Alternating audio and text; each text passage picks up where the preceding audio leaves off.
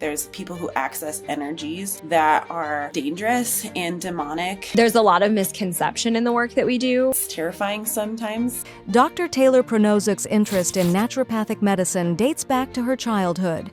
She traveled from physician to physician trying to discover what was wrong. It wasn't until years later, when she was introduced to a naturopathic doctor, did she begin to experience true healing. It was through this powerful first-hand experience that she became captivated by naturopathic medicine. He offered me Prilosec as a 6th grader. I'm not doing that. There's not a chance. Why would you let your mom let them do that to you? My mom absolutely refused. We don't need to put poisons in our body. There's got to be a way. What do you think? I think this could be done differently. There is a place for natural medicine. Absolutely. The body knows how to heal itself. I was searching for a way that I could help to not be afraid to stand up and call out what we need to call out. It gave us hope that there is a space for holistic or natural-minded providers. We never know what he's preparing us for. Welcome to Prescribing the Truth. I'm Dr. Nichole Morris, a Catholic naturopathic doctor and natural fertility expert.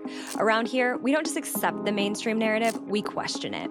My goal with every episode is to share the love of Jesus with you and empower you to make informed, confident decisions for you and your family. So grab a cup of tea, get comfy, maybe even throw on your tin hat, and let's dive in. Welcome to Prescribing the Truth. I'm Dr. Nichole Morris. If you have not met me before, if this is our first introduction, welcome. I'm so happy to have you here. I cannot believe we're finally doing this. This is the launch of the podcast. I have been dreaming of this day for years now, and there's no one better to be with me here today besides my BFF, my soul sister, fellow naturopathic doctor, Dr. Taylor Pronozuk. So, I just couldn't start by myself. It felt too weird and awkward. So I had to bring her along with me on the journey. And there's no one else worthy of being here with me on our first episode besides Dr. Taylor. So welcome, Taylor. Happy to have you here with me. Episode 1. I'm happy to be here and just feel like an inaugural moment for you. It's fun. It is. We've been talking about this and mulling over it for years. So let's dive in. We're both going to share a little bit with you today about our journey, how we got to naturopathic medicine, how we got to where we are today, why we're doing what we're doing. Let's talk about the name for a minute first and how we landed on that. So Prescribing the Truth. I spent a lot of time mulling over what we were going to call the podcast. I hired marketers to support me. I put them through the ringer before we landed on Prescribing the Truth. And I think it just resonates so deeply with who we are and our mission. And my goal in spending energy and effort and time away from my children and my family to serve each of you and to provide information. And I think as naturopaths, but also just as freedom fighting moms, we are very much in support of autonomy and medical freedom and the right to choose what is best for ourselves and our bodies and be out of the government's control there. So my desire and goal really with coming to you in podcast form is to provide longer conversation rooted in truth, rooted in faith, rooted in Christ, and really just be here to support from an extra layer there. So that's how we landed on Prescribing the Truth. I hope that you enjoy the conversations that we have here. Sometimes I'll be solo, sometimes I'll have someone along with me. But for now, we're starting with guests. It feels a little less awkward. So, Dr. Taylor and I are kind of going to dive into our journeys. But before we do that, should we share a little bit about how we met and why we're the dynamic duo? Yeah, let's do it. You want to tell the story? You want me to? Oh, I can start us off. So way back in January of 2015, Dr. Morris and I met at our first day of naturopathic medical school. And I was so sick at the time, kind of in bed sick, but it was the first day of school. And I was so sick that my husband felt like he needed to escort me to my first class. But our first order of business as new students was to get our IDs. And I remember in the old, brick building, that we were in, I came around a corner to get in line to get our photo IDs taken. And there you were, just like happy to meet whoever was around you. And I think I latched on to you at that moment. I think it's the rest is history. Yes. So day one, that might not even have been the first day. That would have been like orientation. But we found each other right where God placed us, right where we needed to be.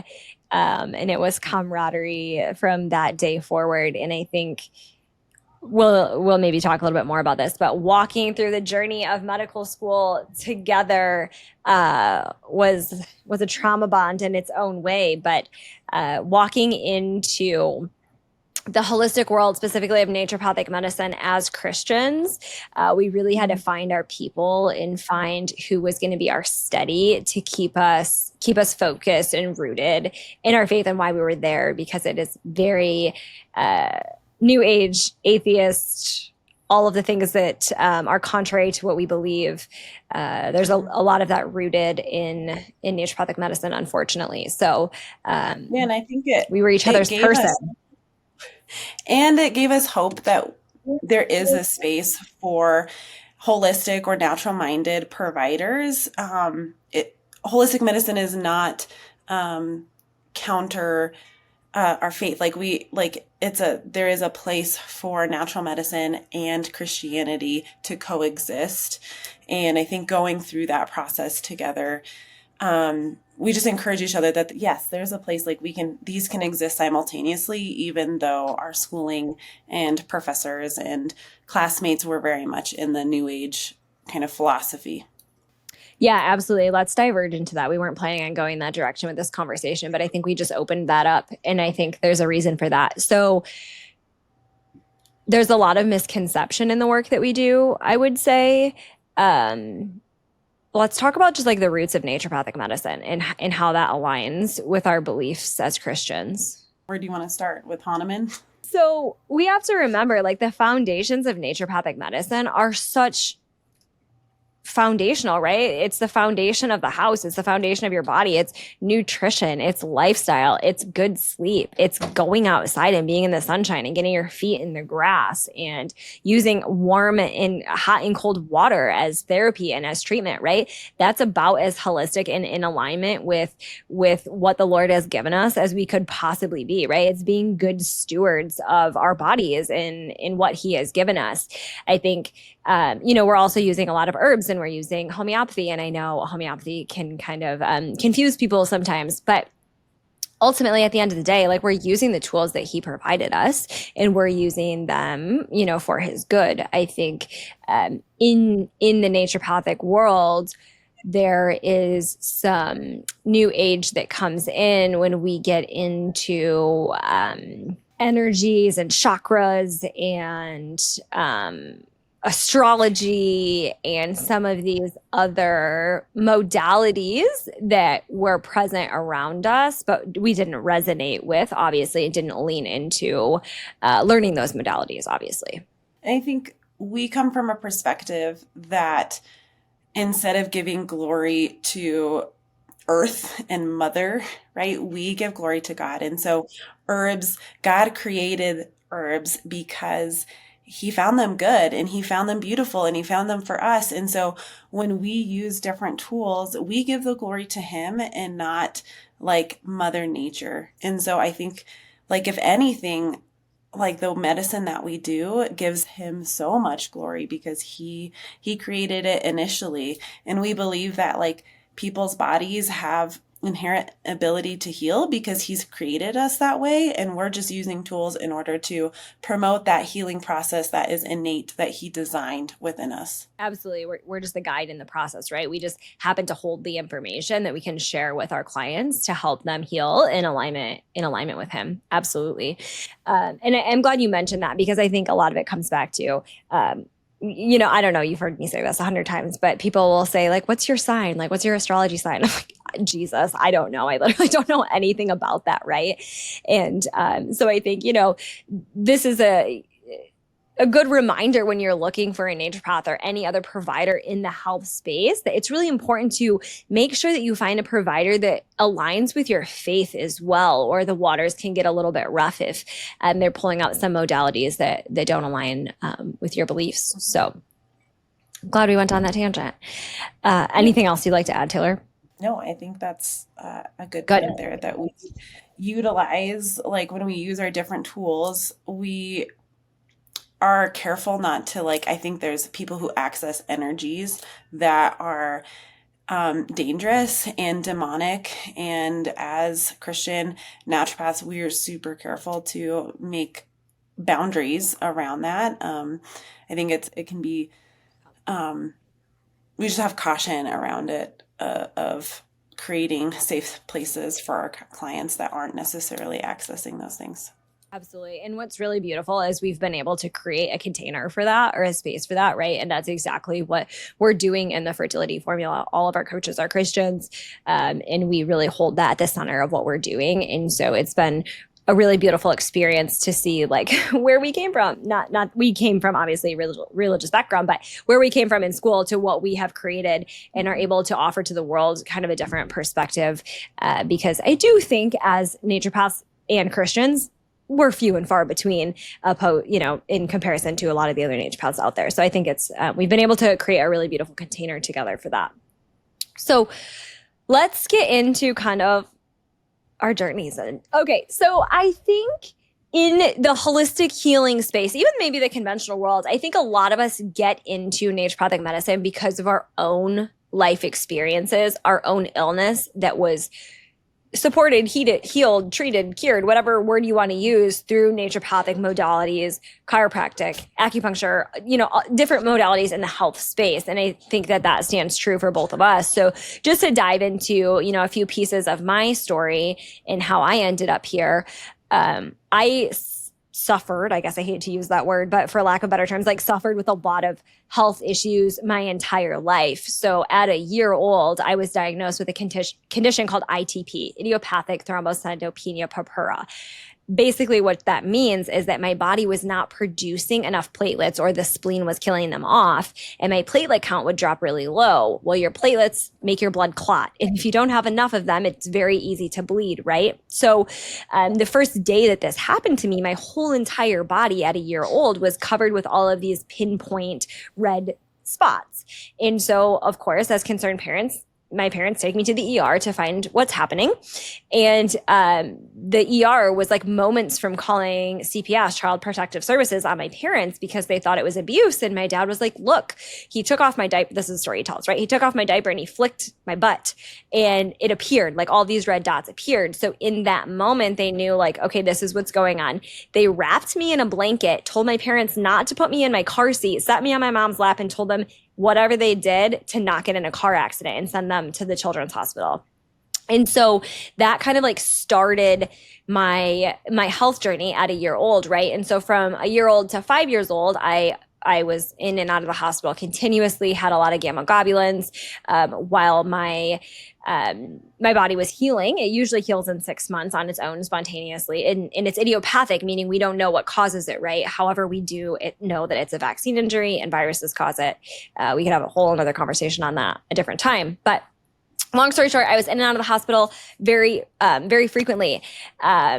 A priest came on the feast of St. Nicholas, and my name's Nichole, so St. Nicholas would be my patron saint, came on the feast of St. Nicholas, prayed over me, told my parents that I would never be sick again, and I wasn't. Like that was when I healed after that, which is just, I think, a valuable piece of the story. So that was a very conventional medical experience, right? Fast forward, I suffered like a lot as a teenager with a lot of pain, bone pain. I would be in so much pain during school, I would come home and I would just like lay on the bathroom floor and cry and take baths, like an immense amount of pain. And so that was really like my high school experience. They often tried to diagnose me with lupus or suggested that I had lupus. I had a lot of migraines growing up. And while I was growing up, probably more toward my middle school, high school years, my mom actually started studying homeopathy at a local community college and became really interested in naturopathic medicine and homeopathy. She wouldn't let us eat food coloring in the 90s. Like she was really a blessing and in ahead of the curve, if you will, of her time. And I didn't like it. I despised that about her at the time and would always joke like, oh, she's the witch doctor. She's just like practicing like the devil's medicine. And I was really repulsed by it.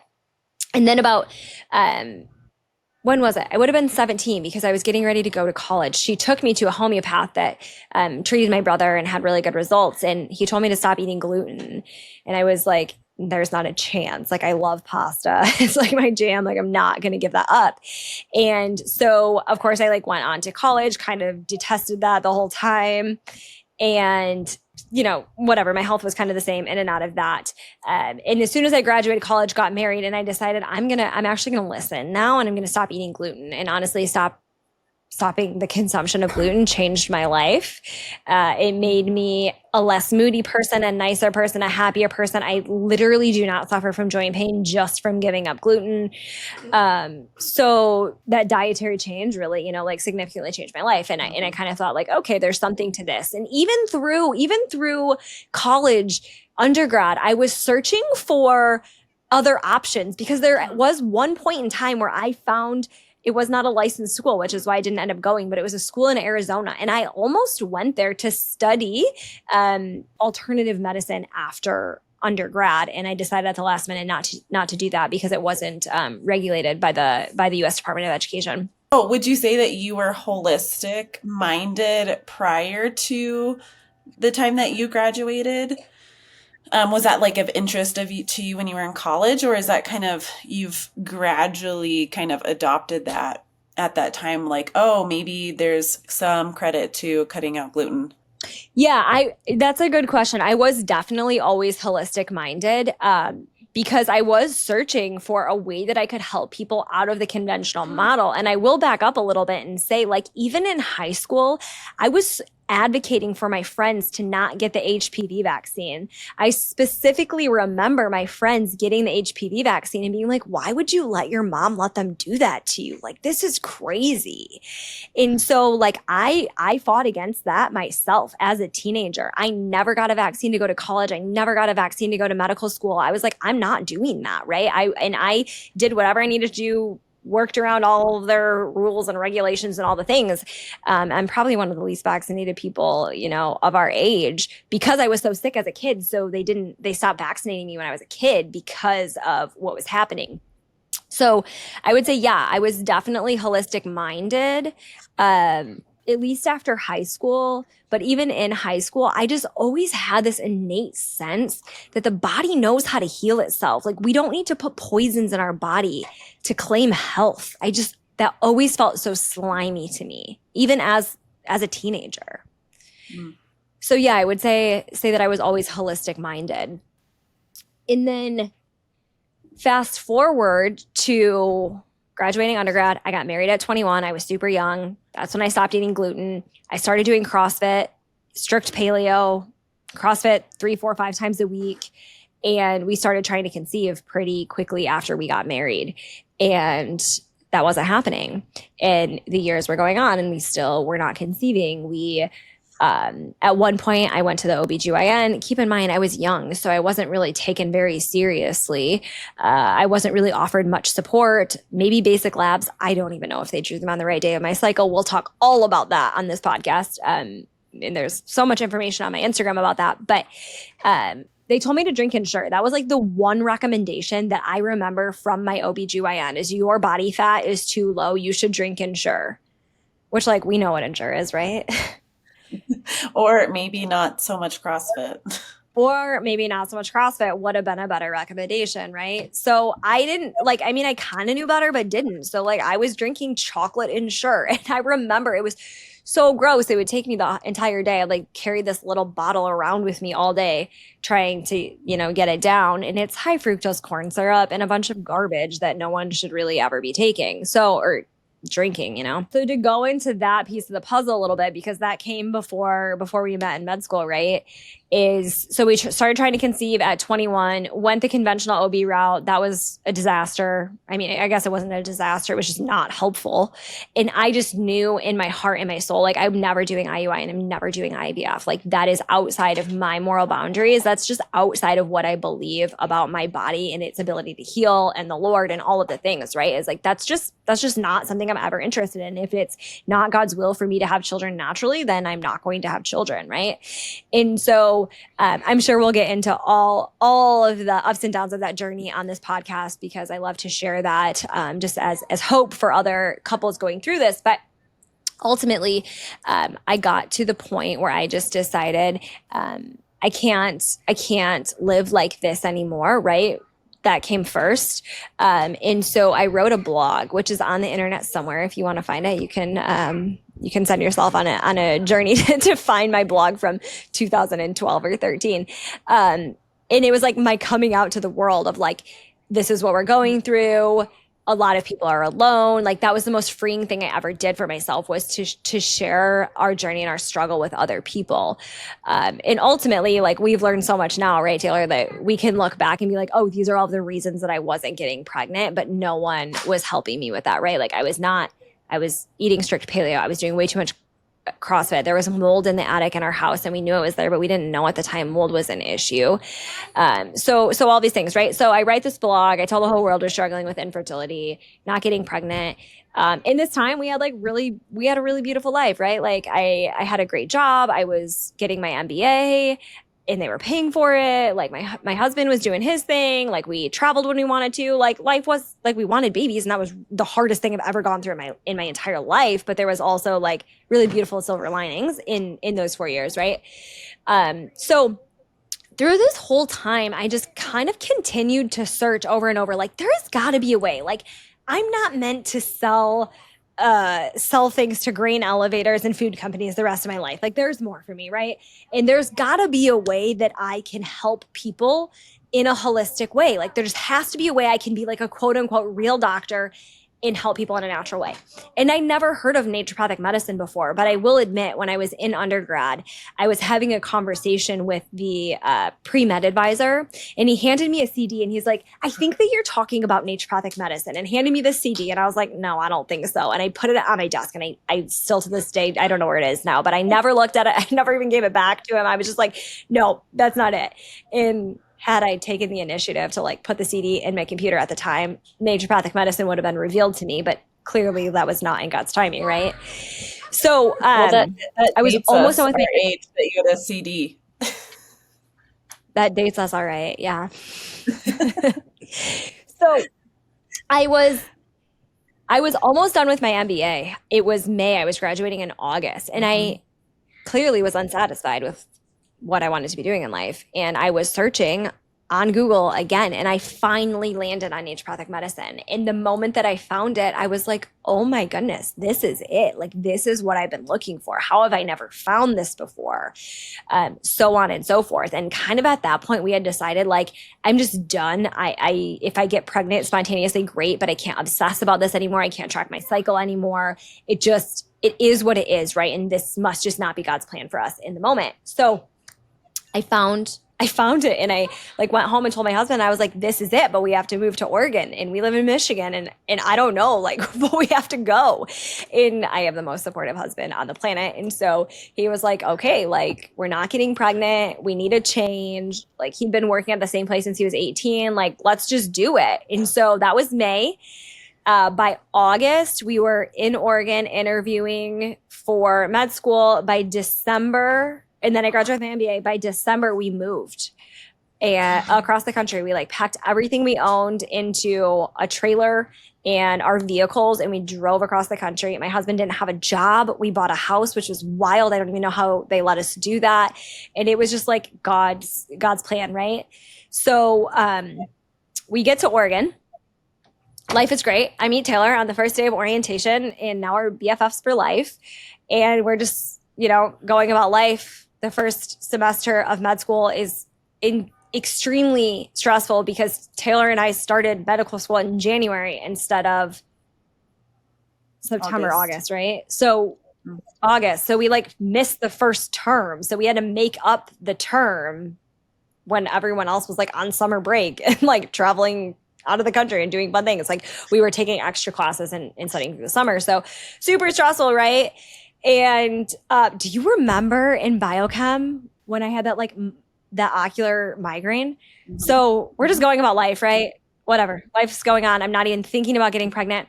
And we're sitting in class one day and I completely lost, like I couldn't see, I couldn't comprehend the words on the page. My face was numb, my tongue was numb. I thought I had to go to the ER. And lo and behold, I was pregnant, but I didn't know it yet. And that was just my hormones shift causing that crazy. So I don't really remember the details. I don't remember if my period was late, but I remember taking a pregnancy test. I remember exactly where I was. And I remember that I immediately called Taylor before anybody else. And I was like, oh my gosh, like I'm pregnant. Like this is crazy. It's been 4 years. And, like we hadn't known each other that long, at that point, like 6 months. And so, we just, what is the word I'm looking for? We just respected the Lord's timeline and what he wanted for us and the experiences that he wanted us to have. And, just kind of gave that whole experience up to him, which, is easy for me to say now, but that journey was not easy at all. But that's what we were called to do, right? Is to do that in his timeline. And it's so clear to me now looking back that like, oh, if we would have had babies 4 years ago and we wanted to, we wouldn't have moved across the country. I wouldn't have gone to medical school when I had a 4-year-old and a 2-year-old, right? Like there's not a chance. So it was all in his timing. He just wanted us there before babies came. So 6 months into medical school, I got pregnant with our first baby. And that was just his plan. So second year of medical school. Today's episode is brought to you by the Fertility Formula Masterclass. My team and I have helped hundreds of married couples conceive naturally without IUI or IVF. If you're struggling to get pregnant or stay pregnant and have been told there are no other options, don't stop searching. There is hope, and finding the root cause is key. If you want to learn more about how we can support you on your journey to motherhood, head over to drnicholemorris.com, and don't forget, Nichole has an H in it. All right, let's get back to the show. That's what I think is so neat in retrospect, right? Like in the times when we are struggling in our faith, in the dark nights of the soul, it's hard to see what God is doing and how he's working. And it's often like after the fact that we get to see how he uses our lives for his glory. And, now we are, I don't even know how many years out of school now, but the people that you have been able to work with and change their lives because of the situation that he put you in. It's just so cool to see how God just works through those dark times for his glory and for our own benefit, right? Like because of that experience that you went through, you can speak to things very few people can speak to.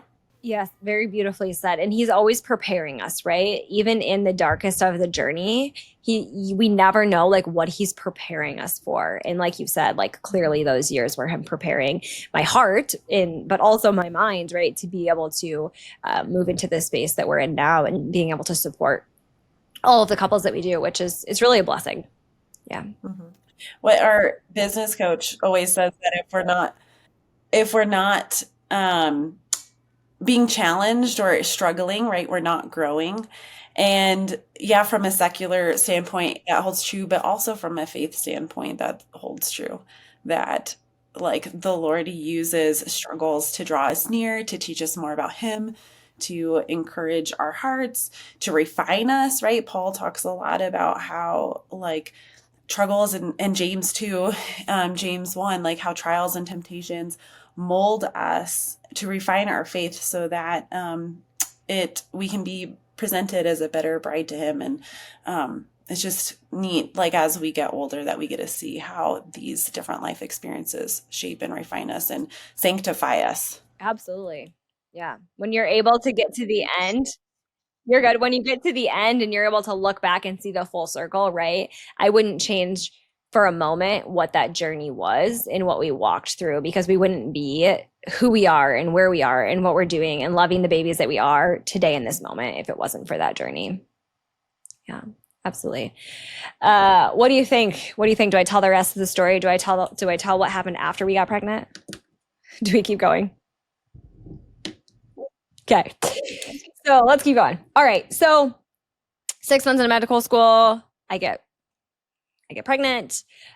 We go for a 20-week ultrasound in December, and there's low amniotic fluid. We don't really have much more information than that, but amniotic fluid is low. So we fly home for Christmas. We're in Michigan, fly back after Christmas, go back in for another ultrasound, and find out shortly after that in January that our firstborn has a congenital kidney abnormality. Her kidney on the right side is duplicated. So she has 3 kidneys, essentially-ish, instead of 2, and she has an extra ureter. So that's the tube that goes from your kidney to your bladder, and the way it connected wasn't shaped quite appropriately. So we knew anatomy was not correct. We knew pretty quickly that we were going to need surgical intervention. We were very much going to need a conventional approach to support her. And I was planning for a home birth. I had absolutely no interest in even having that initial ultrasound. My midwife basically like convinced me and said like, it's really important for the anatomy. We want to make sure like the heart and the 4 chambers of the heart and all that looks good. So I obliged, and that just kind of opened a whole can of worms. And this is where, this is where our trauma bond really started, Taylor. But so I'm sent to Perinatology, and if you are listening and you've had a beautiful experience with a perinatologist, I am so happy for you. But in my experience and most of my clients or people I know that end up in the world of perinatology, it's brutal. At least my experience was brutal. Gosh, do you remember how she was lecturing me on not having a PAP in her timeline? And I'm like, this is not even why I'm here. I'm here to talk with you about like the health of my baby. Like that's so irrelevant in this moment. They were certain that she was going to have Turner syndrome. We weren't sure what life was going to look like what it was going to be like after she was born, what kind of care she would need. There was really a lot of unknown. So it turned into a pretty stressful second half of pregnancy. And I was also experiencing like a really big trauma in my personal life all at the same time. And so we were still planning to have a home birth, truthfully. And I was quote unquote late. My babies come late. And so I was having maybe biweekly ultrasounds, or at that time, like every other day maybe. And so I'm laying there having this ultrasound done, making sure everything looks good still. And her heart stopped beating. And it was clear, like her heart stopped beating on the ultrasound. I saw it, the ultrasound tech saw it. We just like locked eyes and we're both like, oh my goodness, like something's bad, right? So they rushed me over to labor and delivery. Remember, I'm still planning on having a home birth. Obviously not in that moment. So they rushed me over to labor and delivery. Thank the Lord we're in Oregon where medicine is just a little different there than I would say probably most other states. So they rushed me over to labor and delivery. I get in there. They know I'm planning a home birth. They know I really want midwives. They send me the midwives. I really don't even know how this worked out except for God's intervention and just like his hand and all of it. So the midwife comes in. I'm talking to her, kind of panicking. And I convinced her to let me leave. Like she let me leave. I cannot believe she let me leave. But I was like, I do not want to be induced. I need to go get acupuncture. Like that will put me into labor. I'm already overdue. And she says, okay, I'm going to tell everyone that you went to get dinner. You go home, get what you need, get acupuncture, and be back in 2 hours. So I leave the hospital. I know this is going to sound so negligent to so many of you after I just said that we saw my baby's heart stop beating, but God had his hand on it. So we leave, I go home, we pack a bag really quickly. I go to our campus, right, where there's like the acupuncture students because I could get in right away. And I remember the student looking at me and be like, "Did they drug you?" And I'm like, "No." And he's like, "Well, you have really bad breath, like someone that's been drugged." And I'm like, "No, I'm just freaking out right now. Like, please give me acupuncture." So, anyways, he gives me acupuncture. I go back to the hospital. I literally walk through the threshold of the door and contractions start like pretty immediately. So the acupuncture stimulated labor. The anesthesiologist comes in, everyone's around, and I'm like, "Nice to meet you. I'm not planning on needing you. So like, no need to come back. I don't want an epidural, like doing this as natural as possible, all the things." So long story short, I end up being in labor for like 30 hours. The anesthesiologist comes back, same guy. I'm confused why he's still there 30 hours later. Maybe it was the second shift, hopefully. But we got to the point where I labored all day. It was beautiful. I had midwives. I don't have a clue what their names were. I wish I did, but I don't know who delivered my baby. They were saints. The nurses filled up the birth pool. It was too cold. I like really hot water. They emptied it with a bucket and refilled that thing for me. Like, they were honestly saints. But my cervix was swelling and I couldn't push against the swollen cervix anymore. So they ended up giving me the epidural so I could sleep for a few hours and then wake up and push. Woke up after 30 hours, 30 hours of labor, slept for a couple hours, woke up and pushed around 45 minutes. In hindsight, it is such a blessing that it worked out the way that it did, because I had no idea, truthfully, like what I was getting myself into. And, this is a situation where a lot of people listening could like be really judgy. Like, who are you to think that you are going to have a home birth when your baby has a congenital abnormality? Like, that doesn't sound wise. But keep in mind, like, I was still in medical school. Like, that's traumatized. Like, that's trauma in itself. Plus, I was going through like probably the most severe personal trauma of my life. Plus, I had a baby with a congenital abnormality. Like, I probably wasn't in the state of the best decision making, we could say. So anyways, like, praise the Lord, we ended up birthing in the hospital because, of course, she needed like some procedures right away. She ended up having surgery at 2 weeks old, was on prophylactic antibiotics, which is shocking for a lot of you to hear me say that, I know. But truthfully, would I do it different today? Yes, but I did the best I could with what I knew at the time. And I don't hold regret on myself for that, because that would be unfair to do to myself, right? And that experience has also allowed me to go on and help other little ones with the same congenital abnormality not need as many antibiotics as she did. But anyways, long story short, we spent a ton of time in the hospital. So I definitely have had my fair share of time in the conventional medical world. She had a kidney removed 2 days before her first birthday. And, it all kind of worked out the way in which the Lord needed it to. My husband was working insane hours, but like, thank God, because we had medical bills. So Taylor like basically slept in the hospital with me. We would joke that they probably thought that we were lesbians, because every time the physicians came in to round, it was like her and I, or she would go to appointments with me. And, and now she's like this beautiful, healthy, thriving, 9-year-old, right? She just turned 9, and actually she had her kidney removed 8 years ago, almost to the day, which is really cool. But and so now we're like at the end of third year of medical school, right? Like, it was like med school, hospital, like all of these things happening. I got pregnant with our second, and she was born, what was it, 12 days after we graduated, Taylor? So she was born right after that.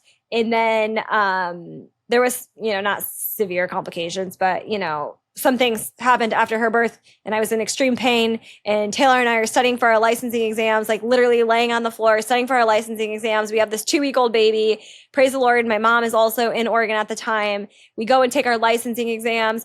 We finish our licensing exams. The day we finish, Taylor moves to Colorado and leaves me stranded in Oregon by myself. And it was just this like whirlwind of, trauma, I guess, for lack of better terms. Like, I know that sounds so dramatic, but truthfully, like, it was a time, right? It was a time in our lives for sure. So that's kind of like full circle of what it is. And then from there, we moved back home. We moved to Michigan. I started my brick and mortar. I saw clients there for several years, and from there moved on to hosting the fertility formula and being able to serve people all over the country virtually. So that's the skinny of it. That's the story. That's how I got from being a year old to where I am today. I love it. I think what I like about your story is in the way that people have either they're familiar with you on Instagram, like your person, you don't hide your personality at all, but even in your story of the decisions that you've made, like who you are as a person just really shines through. Like Nichole, you have a remarkable ability to just share your truth. And that's what I love. I love about the name of the podcast. Truth and your perspective. You just like unashamedly aren't afraid to butt against hard things. And I think I'm excited about that in a podcast form of a long form discussion to really dive into things, because you aren't afraid about talking those things. I think that's one of the things that I love about you. It's terrifying sometimes as like a good friend, but I think it's beautiful. It's a quality that I love and admire so much about you, because few people have the capacity, the articulate nature and desire to confront things. And you just kind of see that in your story about especially choosing to like have a home birth. Like that doesn't surprise me because I know you, and that you were like, no, this is what I'm going to do. But you adapted when needed. Yeah. Yeah. Well, thank you for sharing that, Taylor. And I think that really full circles back to like you said, like the podcast and the name of the podcast and our mission and like why we're here, right? It's to have hard conversations, because not a lot of people are willing to have those conversations. And so that's just something that the Lord's always like really put in my soul or my spirit, right? Is like to not be afraid to stand up and call out what we need to call out and share what we believe as truth, right? Like we're called to do. And my goal is always to do that in a way that is loving. It's not always easy, right? But to do that in a loving way. So I'm excited to be here and to hit head on some of those conversations that need to be had. Yeah. So let's dive in. Share a little bit about yourself, your journey, similar but different, has some different layers to it. Let's dive into that. I grew up in New Mexico, Southern Colorado, as like a healthy kid. And when I was in the 4th grade, my family moved from New Mexico to Oregon. And within my first 2 years of living in Oregon, I had a bronchitis infection followed by like a severe pneumonia infection where I had 3 or 4 rounds of antibiotics to address this pneumonia infection. And in retrospect, it was probably mold. We lived in a really old farmhouse, so mold, I think, contributed there, and it may have been a viral pneumonia, not a bacterial pneumonia. But anyway, shortly after that, my health quickly declined. So like you mentioned earlier, a lot of naturopaths get into natural medicine because of their health history. And the same is for my story. So following that experience in the 5th grade with pneumonia, I started getting sick frequently. Like every month I would get a cold. That it went through all of high school, even into college for a little bit. I had digestive issues after every single meal. It got so bad that my mom took me to the doctor, our like family care provider, and he offered me Prilosec as a 6th grader for stomach pain, which my mom absolutely refused. She was like, she does not need Prilosec for stomach pain after a meal. Like there's something going on. And so I attribute my desire and love for natural medicine to my mom, like your mom too, that my mom is really good at questioning, okay, so what? Let's look into, was never settled kind of with options presented to us in standard medicine. And so we went looking, and thankfully we lived in Oregon, which housed one of the naturopathic schools. So there were a lot of naturopaths in Oregon where I grew up. And so we had access to people. So I saw a naturopath. I saw a nutritional therapist who actually did the most work for me. She was one who put me on Parasite cleansing, in the early 2000s before Parasite cleansing was even a thing. I remember being on family vacation, and I like looked in my stool and I just saw all of these little rice-like things in my stool, and I was like, oh my gosh, there's parasites.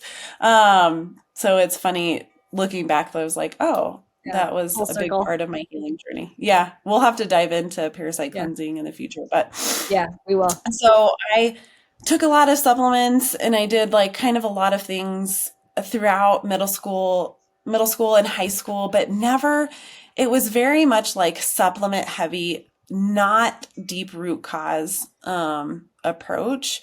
I think it was skirting around that, but never really like different things were isolated.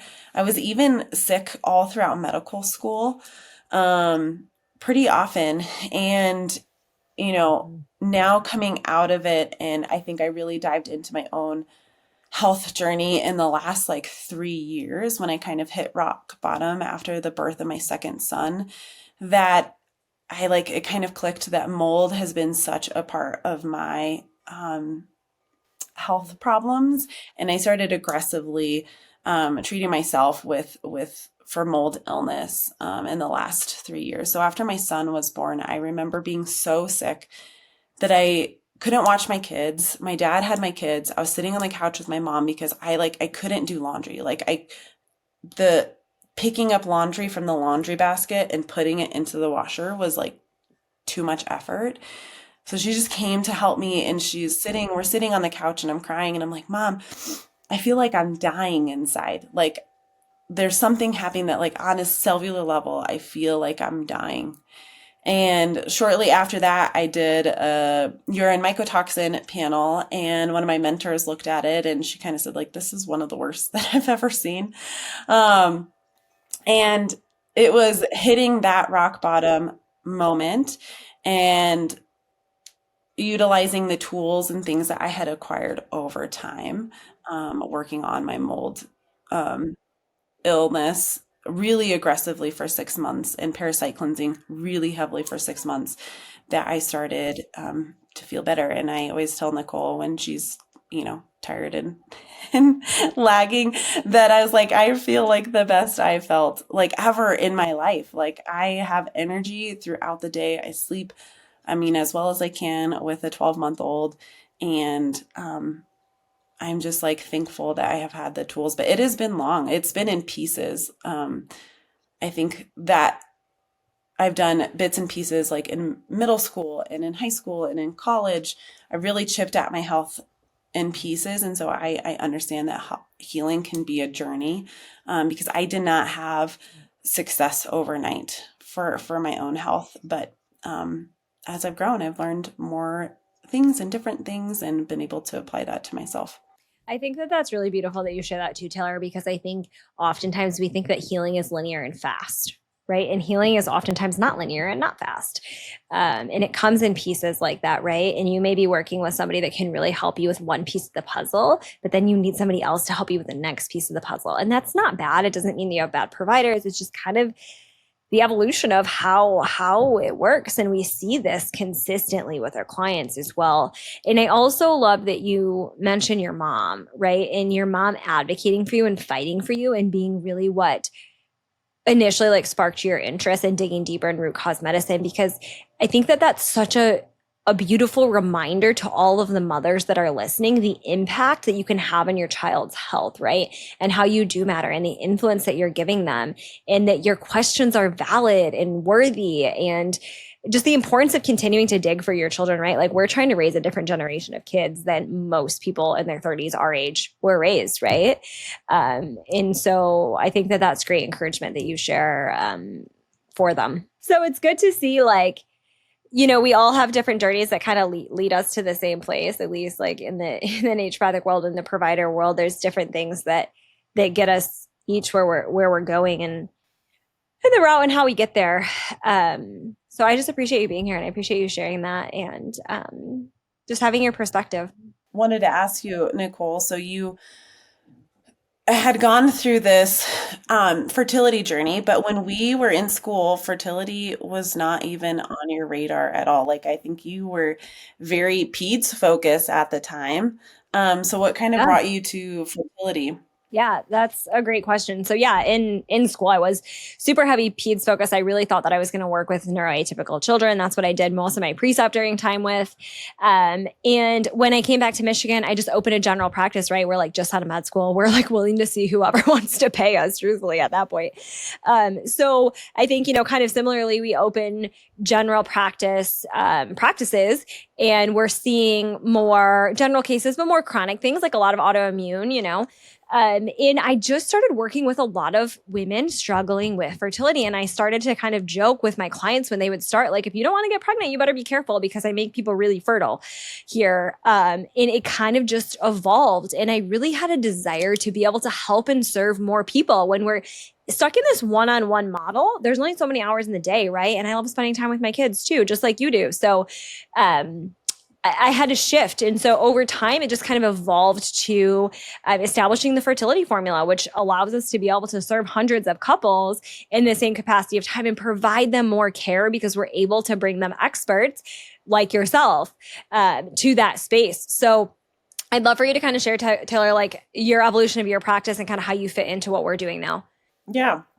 So when I finished school, we moved to Colorado, and though my family lived here, I didn't necessarily have any personal connections, but I just started seeing anyone who was willing to come to my practice. And interestingly, like I didn't necessarily market myself as a Christian, but I started seeing a lot of Christian couples in my practice. And I had a brick and mortar. I worked on one-on-one with clients, a lot of focus on digestive issues, anxiety, a lot of period problems. And then I got to a point like you where you kind of hit a threshold in the one-on-one where you're like, I think this could be done differently. That would benefit both the clients and ourselves in a different capacity. Because as providers, like we just kind of hear ourselves saying things just over and over and over again that like we could do this in a more efficient way. And so after the birth of my second, I transitioned online, and like in my health journey of dealing with mold, I started working with kids with allergies. I had struggled with allergies my whole childhood. And so I started working with kids with allergies. And then in my healing journey of what I mentioned with like really diving in with mold and parasite cleansing, I became really fertile and unexpectedly got pregnant with my third. And after my birth with her, just things shifted for me as a mom. And so the desire to have the same level of intensity of running my own business just didn't appeal to me in the same way. And so it worked out for the first time in 4 years or 5 years that Nichole was really pushing for it for me to kind of step into the fertility formula. And now it is such a joy and it's so fun, but I get to work with individuals with like chronic cases with self-infections, we kind of call them, of mold disease and mold illness and Lyme and parasite cleansing, and people who just need some extra support. Yeah, absolutely. I think that that's another one of those like full circle, we can look back and see what God was doing moments also. I think that we probably talked about working together for several years before we pulled the trigger and said like, okay, it's a good time. We feel good about this. There's cohesiveness here, right? And it's just been really fun and really beautiful to finally be at that point where we can kind of band together for our clients, right? So Dr. Taylor works in the fertility formula as essentially our self-infection expert. And so the clients that come to us that have mold toxicity, need to parasite cleanse, have bacterial infections, viral infections, which truthfully is a lot of our clients because that's a lot of root cause of infertility, especially the mold piece. Dr. Taylor is able to go a little deeper with them, give them a little bit of extra love and support and guide them in that detox process because that's not always something easy that we want to be doing on our own, right? So she's there in the fertility formula with us to support our clients in that, which is super great. So, well, thanks for hanging out with me today, Taylor. I really appreciate your time. And I'm sure we'll record many episodes to come together over the years. But I appreciate you being here. I appreciate all of you that have listened and are tuned in. I would love for you to subscribe. You can subscribe on YouTube. Make sure that you get our podcast. I've got lots of amazing experts lined up to share with you.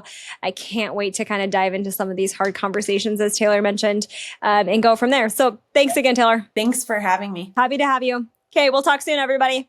Thanks for hanging out with me on today's episode of Prescribing the Truth. If you loved our chat, you can find me on all the socials. Come say hi on Instagram at dr.NicholeMorris. And don't forget, I drop exclusive content on YouTube every week, so be sure to subscribe so you don't miss out.